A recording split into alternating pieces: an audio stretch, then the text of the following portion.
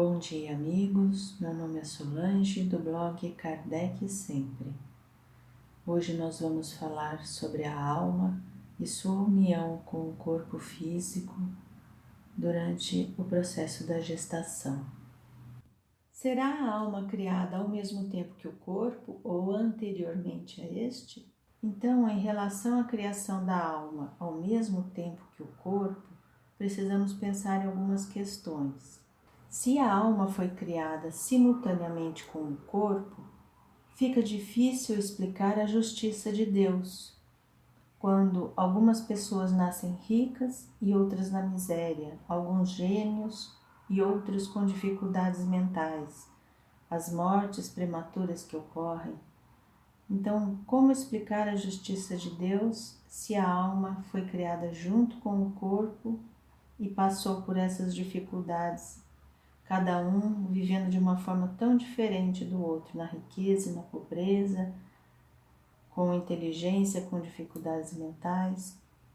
Depois da questão da existência da alma, se a alma existe ou não, é esta uma das questões mais importantes. Se a alma é criada junto com o corpo ou não, porque de sua solução dimanam as mais importantes consequências.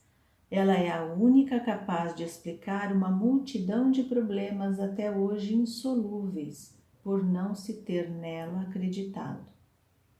Então, Kardec vai agora analisar essa questão de quando será que a alma foi criada. De duas uma, ou a alma existia ou não existia antes da formação do corpo. Não pode haver meio termo. Com a pré-existência da alma, tudo se explica lógica e naturalmente. Sem esse conceito da pré-existência da alma, encontram-se tropeços a cada passo e mesmo certos dogmas ficam sem justificação, certos dogmas de algumas religiões, o que tem conduzido muitos pensadores à incredulidade. Admita-se, diz Kardec, ao menos como hipótese, a pré-existência da alma, e veremos aplainar-se a maioria das dificuldades. Se nós partirmos do princípio de que a alma existia antes da formação do corpo, muitas dúvidas da humanidade vão ser esclarecidas. A doutrina das reencarnações, que é um dos sustentáculos do Espiritismo, permite entender como Deus é justo. Outra questão que muito se discute é a defesa do aborto nos primeiros tempos da gravidez, alegando que naquele feto, nos primeiros meses, ainda não existe uma alma. Será?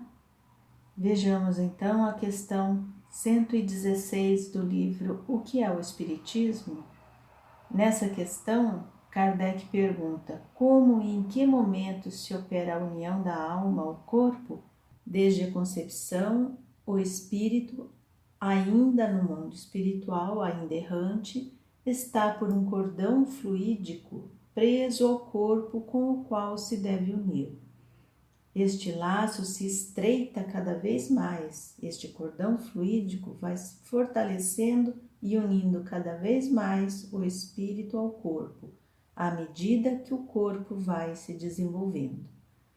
Desde esse momento, o espírito sente uma perturbação, uma certa confusão, que cresce sempre, e ao aproximar-se do nascimento, a ocasião em que essa perturbação se torna completa, o espírito perde a consciência de si e não recobra as ideias senão gradualmente a partir do momento em que a criança começa a respirar.